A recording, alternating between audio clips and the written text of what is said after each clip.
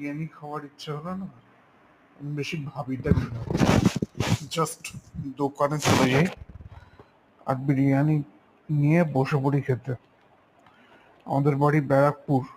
উম, তো তোমরা নিশ্চয়ই জানো যে ব্যারাকপুর বিরিয়ানিপুর হিসাবেও বিখ্যাত।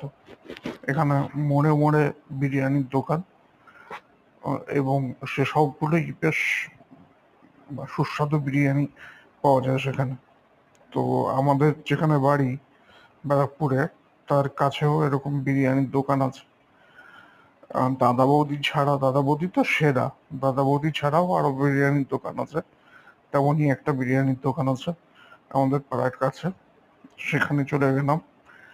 আহ, চলে গিয়ে এক প্লেট চিকেন বিরিয়ানি 120 টাকা নিয়ে বসে পড়লাম। আর তারপরে দেখতে পাচ্ছ কি তৃপ্তি করে খেলাম।